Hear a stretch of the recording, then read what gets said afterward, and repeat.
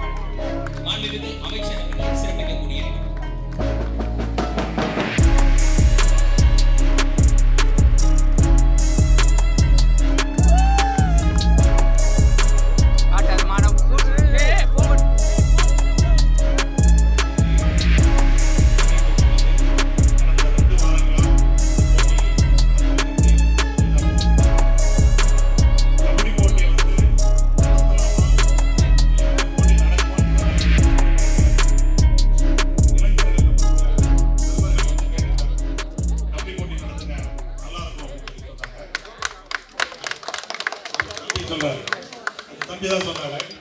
அதனால அவருடைய வேண்டுகோளை ஏற்று இந்த கபடி போட்டி நடத்தணும். கிரிக்கெட் போட்டி நடத்தும் போது 56 டீம் கலந்துக்கிட்டாங்க. இதே மாதிரி கபடிக்கு ஃபர்ஸ்ட் வருமா வராதான்னு பார்த்தா 14 டீம் கலந்துக்கிட்டாங்க. அந்த அப்புறம் வந்து ஆண்களுக்கு போட்டியா வந்து பெண்கள் நாங்களும் கலந்து ரொம்ப பெருமையா இருந்தது. அடுத்து இந்த விளையாடும் போது இவ்வளவு ஒரு ட்ரெயின்டு பீப்புள் கூட இவ்வளவு நல்லா விளையாட மாட்டாங்க. அந்த அளவுக்கு சிறப்பா விளையாண்டாங்க. உண்மையிலே பார்க்க வந்து ஒரு கண்கொள்ளா காட்சி மாதிரி தான் இருந்தது. இந்த ஒரு ஆசை கூட இருந்தது, கிரிக்கெட்டுக்கு ஒரு பிரஸ் கிளப் டீம் ரெடி பண்ற மாதிரி கபடிக்கு கூட ஒரு டீம் ரெடி பண்ணலாம்னு சொல்லிட்டு அந்த அளவுக்கு சிறப்பா விளையாண்டாங்க. எல்லாருக்கும் என்னுடைய நன்றி தெரிவிச்சுக்கிறேன். இந்த கபடி போட்டி காலையில இருந்து முன்னதாக பொங்கல் விழாவும் காலையில் நடத்திட்டு இருந்தோம். காலையில் மாண்புமிகு நீதிபதி அவர்கள் ஜெகதீஷ் சந்திரா காலையில வந்து பொங்கல் விழாவை சிறப்பிச்சுட்டு போனாங்க. நம்ம கூட காலையில வந்து இந்து குழும தலைவர் ராம் சார் வந்திருந்தாங்க. நக்கீரன் ஆசிரியர் கோபால் அண்ணா வந்திருந்தாங்க. இன்னைக்கு ஈவினிங் வந்து இந்த பரிசளிப்பு விழாவுக்கு நமக்கு யாரை கூப்பிடலான்னு போகும்போது ஏற்கனவே அமைச்சர் வந்து சொல்லியிருந்தாங்க. ஒவ்வொரு தடையும் நாங்கள் பேசும்போது பார்க்கும்போதுலாம் வந்து நல்லா சிறப்பாக பண்றீங்க தம்பி அப்படிப்பாங்க. நீ நல்லா பண்ணுங்க அப்படின்னு சொல்லி பார்க்கும்போதெல்லாம் பத்திரிகையாளர் மன்றத்தை பற்றி கேட்டுட்டு நல்லா பண்ணுங்க பண்ணுங்கன்னு சொல்லி எனக்கு சொல்லிட்டே இருக்காங்க. சரி, அப்படி அவங்க கூப்பிடலாம் சொல்லிட்டு தான் இந்த விழாவுக்கு அமைச்சர் கூப்பிட்டோம். சரி, வேற யாரை கூப்பிடலாம்னு பார்க்கும்போது நமக்கு வந்து கண்ணில் தெரிஞ்ச ஒரே ஆளு நம்ம பைசன் தான். அவர் கூப்பிட்ட உடனே வந்து இந்த விழாவில் கலந்துக்கிட்டு கண்டிப்பா வரேன். அது மட்டும் இல்ல, இந்த போட்டி முழுசா நான் பார்க்க ரெடியா இருக்கிறேன். எல்லாரும் கூடயும் நான் நின்று போட்டோ எடுத்துட்டு போகணும் கூட நீங்க எடுத்துக்கலாம். அதனால நேரம் எவ்வளோ ஸ்பெண்ட் பண்ண ரெடியா இருக்கேன்ற மாதிரி அவங்க சார் சொன்னாங்க. அவருக்கு என்னுடைய நன்றி தெரிவிச்சுக்கிறேன்.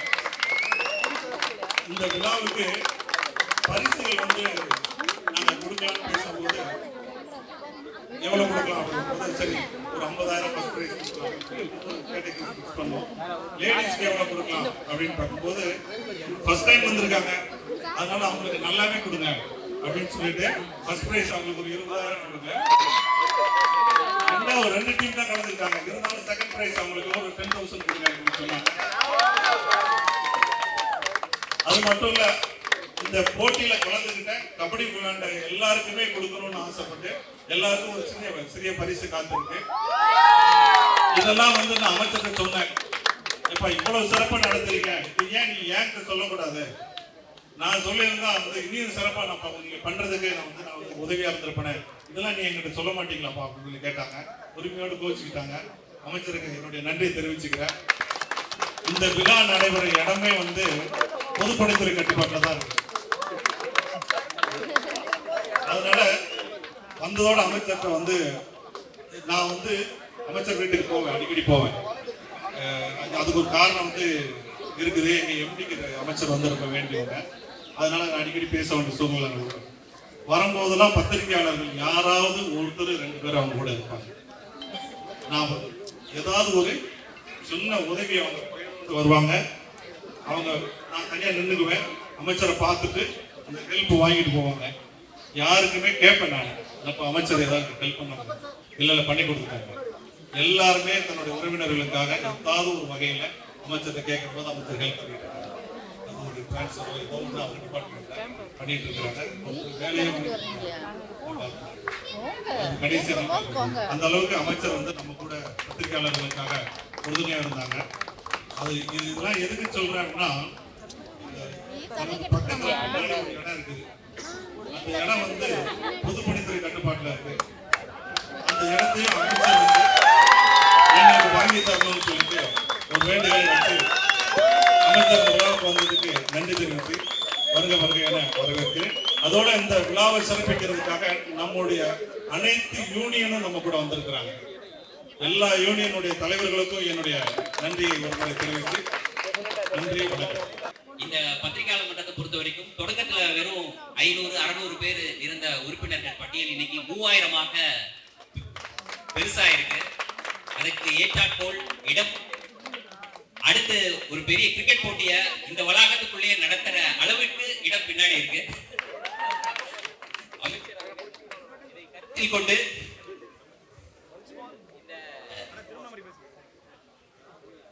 இந்த உறுப்பினர்கள், அதாவது இந்த 3000 பத்திரிகையாளர்கள் முன்வைக்கக்கூடிய அந்த கோரிக்கையை ஏற்றுக்கொண்டு அந்த இடத்தை சென்னை பத்திரிகையாளர் மன்றத்திற்கு வழங்குவார்கள் என்ற நம்பிக்கையோடு நம்முடைய மைய நிகழ்ச்சிக்கு சென்று விடுவோம். முதலாக கபடி போட்டியில் வெற்றி பெற்ற இந்த நிகழ்ச்சியை வாழ்த்தி பேசுவதற்கும் வெற்றி பெற்ற அணியினரை அமைச்சர் அவர்களை அழைக்கிறேன். பரிசு கொடுக்கணும், பரிசு கொடுக்கணும்,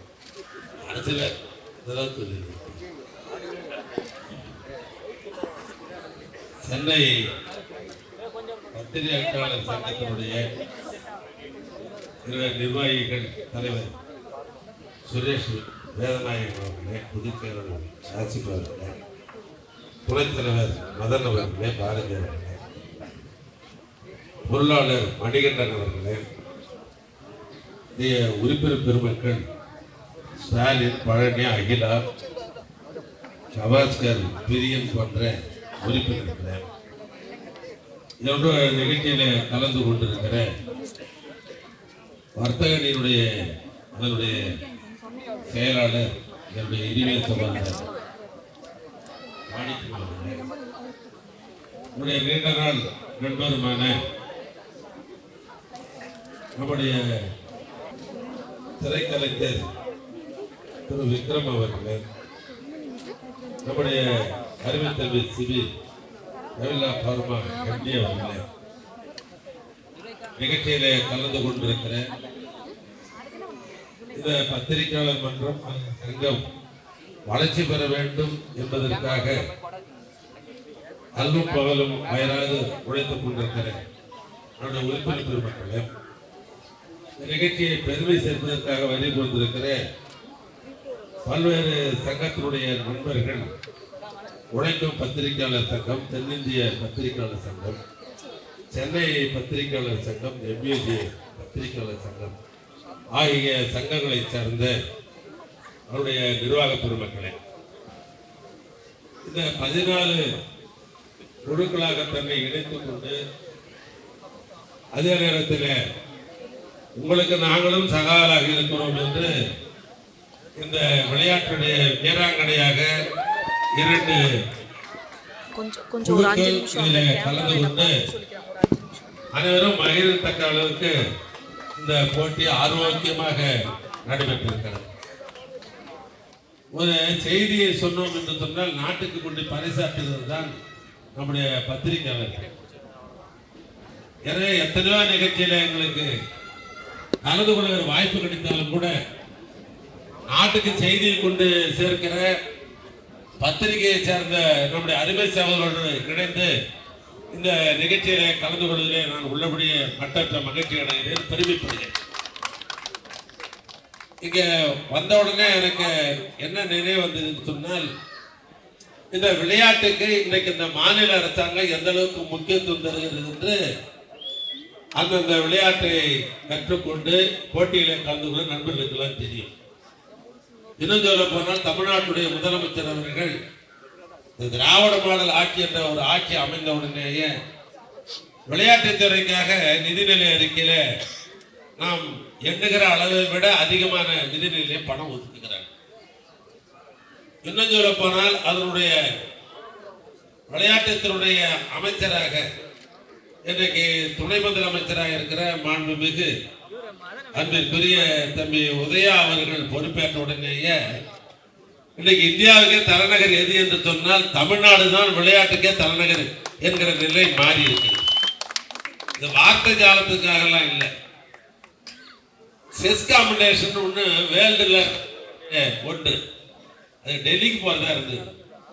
ஆனால் இவர் துணை முதலமைச்சராக இருக்க டெல்லியில போய் ஒன்றிய அரசாங்கத்தோட அமைச்சரோட கலந்து பேசி இது எங்கள் தமிழ்நாட்டுக்கு கொடுக்க நாங்கள் சிறப்பாக நடத்தி காட்டுறோம் என்று சொல்லி மாமல்லபுரத்தில் அந்த செஸ் காம்படிஷன் உலக செஸ் காம்படிஷன் நடைபெற்றது என்பது ஒரு பாதி சோருக்கு பறிக்கும் சோறு பதவி என்று சொன்னதை போல ஒரு உதாரணத்துக்காக சொல்ல நேரம் எடுத்துக்கல. ஏன்னா அரசியல்வாதி அரசியல் பேச ஆரம்பிச்சிருவேன், அடுத்த நேரம் ஒரு முன்னோக்கு வந்துடும். அதெல்லாம் இதல்ல. எனக்கு இந்த விளையாட்டு மீது இங்க சொன்னார் நம்முடைய சுரேஷ் அவர்கள் சொல்லுகிற பொழுது, நாங்கள் இந்த கபடிக்கு ஆள் வருவாங்களா வரமாட்டாங்களா என்ற ஒரு ஐயரோ என் மனதிலே இருந்தது. ஆனால் இருந்தாலும் சில நண்பர்கள் முன்னேறி வந்து சொன்னதால் அதை நான் நடத்தினேன். ஆனால் நான் என்னதை விட இன்றைக்கு ஆண் குழுக்கள் 16 பெண் வீராங்கனைகள் 2 குழுக்களும் ஆக 16 குழுக்கள் கலந்து கொண்டது என்று சொன்னார். நான் சுரேஷுக்கு சொல்றேன், இது போன்ற ஆண்டுக்கு ஒரு முறை நடைபெறுகிற தமிழனுடைய பண்பாட்டு விழாவாக இருக்கிற இந்த பொங்கல் தினத்தில் நாங்கள் ஆண்டாண்டு இதை நாங்கள் கொண்டாடுவோம், ஆண்டாண்டு இந்த போட்டி வைப்புன்னு சொல்லி பாருங்க. அடுத்த வருஷம் பார்த்தா 50 டீம் உங்ககிட்ட உங்களுக்கு கொடுப்பாங்க. காரணம் என்ன சொன்னா, நான் சொன்னதை போல தமிழனுடைய பண்பாட்டு விழா என்பது பொங்கல் விழா, தமிழர் திருநாள் என்று சொல்லுகிற இந்த காலகட்டத்தில் விளையாட்டுக்கே வித்துட்டு எதுன்னு சொன்னாக்கா, ஒரு காலத்துல கபடி என்று சொன்னால் அந்த காலத்துல சடுகுடுன்னு பேர். இது கீழே கிராமத்துல இருந்து உற்பத்தி வந்து மேல வந்தது இது வரைக்கும். ஏன்னா தமிழ்ல ஒருத்தர் என்ன விளையாட்டு தெரியும்னு கேட்டீங்கன்னா, எனக்கு சடுகுடு தான் தெரியும் தான் சொல்லுவார்கள். ஏன்னா அங்கதான் முதல்ல. அப்புறம் சடுகுடுக்கு பின்னால் தான் வாலிபால் வந்தது, வாலிபாலுக்கு அடுத்து தான் ஃபுட்பால் வந்தது. இப்போ ஒரு மேகமா இருக்கு. இதுக்கு பேர் அந்த காலத்துல கிராமத்துலன்னா போட்டி புல்லுன்னு பேரு, அது இப்ப கிரிக்கெட்டு மாறி போயிருக்கு. இதுதான் அடிப்படை நடந்தது. ஆனா அந்த கிரிக்கெட்டுக்கு அவ்வளவு கிரேஸ் உண்டு. இது இப்ப அப்ப அப்படி கிடையாது, தான் கிரேஸ் அதிகம். அதனால எனக்கு ஒரு ஈர்ப்பு உண்டு. என்ன ஈர்ப்புனா தான் சொல்லியிருந்தேன் சுரேஷ்கிட்ட. ஒரு காலத்துல நான் உயர்நிலை பள்ளி படிக்கிற போது நான் டிஸ்ட்ரிக்ட்ல முதல் பரிசு வாங்குறதுன்னு கேட்டா, இப்ப இருக்கிற கபடி அப்ப இருக்கிற சடுகுள்ள நான் டிஸ்ட்ரிக்ட் ஃபர்ஸ்ட் வாங்கினேன். அதனால அதனால எனக்கு எப்போதும் வாலிபாலாம் ஆடி இருக்கிறேன். வாலிபால் ஆடி என்னுடைய நகமே போச்சு சின்ன வயசு. வாலிபாலாம் ஆடி இருக்கிறேன், ஃபுட்பால் ஆடுவோம். ஆனாலும் எனக்கு கிரேஸ் எதுன்னு கேட்டா, அந்த காலத்து சடுகுடு இந்த காலத்து கபடி. அதுதான் எனக்கு கிரேஸ். ஏன்னா அது பிசிக்கலா பண்றது. இதை விட இன்னொரு எனக்கு அளப்பரிய அது மேல என்ன தாக்கம்னா, என் கண்ணுக்கு தெரிஞ்சு பார்த்தா கருப்பு சட்டையா இருக்குது, இந்த பக்கம் பார்த்தா கருப்பு இருக்குது. கருப்பு மேல எனக்கு பெரிய தாக்கம் உண்டு. என்ன காரணம் தெரியுமா? கருப்பு மேல எங்களுக்கு தாக்கம் இருக்கிறதுக்கு என்ன காரணம்னா, இந்த விளையாட்டிலேயே பகுத்தறிவு விளையாட்டு எதுன்னு சொன்னா இந்த கபடி தான். என்ன பகுத்தறிவுன்னு சொல்றேன் கேட்டுங்க. மீதி இதை தவிர எந்த விளையாட்டு ஆடினாலும் தொடாமல் விளையாடலாம். எந்த விளையாட்டாராலும் தொடாமல் விளையாடலாம். தொட்டால் தீட்டு என்று சொன்ன காலத்திலே தொட்டு விளையாடுகிற ஆட்டம் தான் இந்த கபடி. தொட்டு விளையாடினாதான் தொடர்ல நீ ஜெயிக்க முடியும். ஆக இது பகுத்தறிவா இல்லையா? தொட்டால் தீட்டு என்று சொன்ன காலத்துல வந்த விளையாட்டு இந்த சடுகுடு. இது தொட்டா தான் நீ ஜெயிக்கணும், தொட்டாலும் தொட மாட்டேன்னு தோத்துருவேன். ஆனால் இது பகுத்தறிவு நிறைந்திருக்கிற ஒரு விளையாட்டு. ஆனால் இந்த விளையாட்டு நிகழ்ச்சியில நம்முடைய டைம்ஸ் ஆஃப் இந்தியாவினுடைய மணி அவர்கள் இங்கே பெருமை சேர்த்திருக்கிறார். அதுபோன்று புதிய தலைமுறை பிரேம் சங்கர் அவர்களும் நம்மோடு இணைந்து பெருமை சேர்த்திருக்கிறார்கள். எனவே அவர்களுக்கும் தன்னுடைய வணக்கத்தையும் நல்வாழ்த்துக்களையும் தெரிவித்துக் கொண்டு இந்த விளையாட்டு இன்னும் விரிவடைய வேண்டும், விரிவடைய வேண்டும். அந்த விரிவடைவதற்கு நான் மீண்டும் சொல்லுகிறேன், இந்த பகுத்தறிவு விளையாட்டு இது விளையாட வேண்டும். இது விரிவடைகிற பொழுது என்னால் ஆன ஒத்துழைப்பை இந்த சங்கத்திற்கு தருவேன் என்பதை மட்டும் இந்த நேரத்தில் தெரிவித்துக் கொண்டு, இந்த தோல்வி ஒத்துவர்கள் எல்லாம் அதுக்காக நீங்க தோன்றிடக்கூடாது. முயற்சி திருவதியாக்கம், முயற்சி இன்மை புகுத்தணும் வள்ளுவர் சொல்றாரு. நீங்க இந்த இடம் முயற்சி பண்ணீங்கன்னா அடுத்த இடம் நீங்க தான் ஃபர்ஸ்ட்ல வருவீங்க. அதனால தோல்வி என்பது வெற்றியினுடைய படிக்கட்டு. எனவே அந்த வகையில நம்முடைய வெற்றி பெற்ற வீரர்களுக்கு என்னுடைய பாராட்டுதலை சொல்லி, அடுத்த முயற்சியில இருக்கிற தோல்வின்னு சொல்ல மாட்டேன், அடுத்த முயற்சியில் இருக்கிற அருமை நண்பர்களுக்கும் என் பாராட்டு வாழ்த்துக்களை சொல்லி உரையை நான் நிறைவு செய்கிறேன். நன்றி, வணக்கம். மைக்கை பிடிச்சாலே ஒரே பதட்டமா இருக்கும். சொல்றது தெரியல. சினிமா விட நடிப்பை விட எனக்கு ஒரு கபடி கிறுக்கு இருக்கு. அதனாலதான் நான் இங்க வந்திருக்கேன். எனக்கு கபடி விளையாட்டோட கபடியில தான் ஒரு ஆக்ரோஷமும் ஒரு வேகமும் ஒரு பலமும் ஒரு தன்னம்பிக்கையும் தேவைப்படும். இங்க இருக்கிற ஒவ்வொரு பிளேயருக்கும் அந்த வார்த்தைக்கும் இன்னும் நிறைய விளையாட்டு பெரிய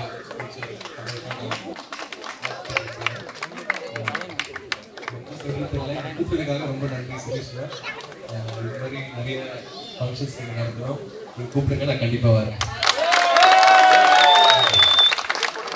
வெற்றி பெற்ற அணியினருக்கு பரிசீலிப்பதற்காக முதலாவதாக இந்த கபடி போட்டியில் 3வது இடம் பெற்ற அரசன் கிளப் சேர்ந்த அரசன் கிளப் அணியினரை அழைக்கிறேன். அவர்களுக்கு பரிசீலிப்பதற்காக பொதுப்பணித்துறை அமைச்சர் ஏவா வேலு அவர்களை அழைக்கிறேன். அவர்களுக்கு 5000 ரூபாய் ரொக்க பரிசும் கோப்பையும் 15,000 ரொக்க பரிசும் கோப்பையும் வழங்கப்படுகிறது.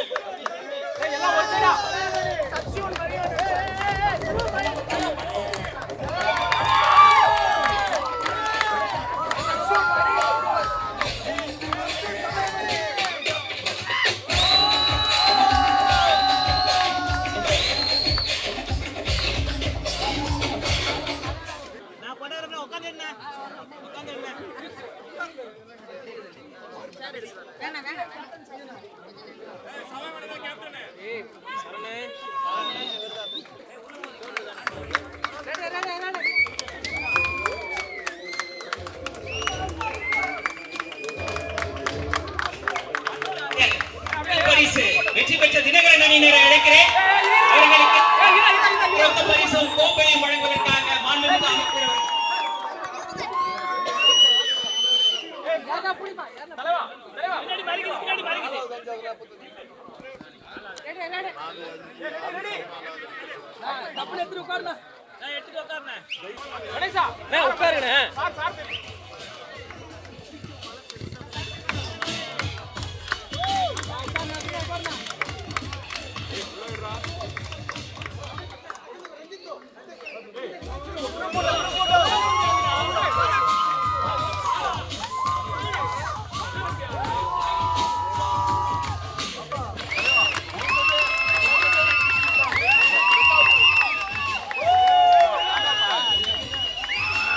அடுத்ததாக பெண்கள் அணியில் வெற்றி பெற்ற ரெட் வாரியர்ஸ் அமைச்சர் அவர்கள் பரிசளிக்க இருக்கிறார்.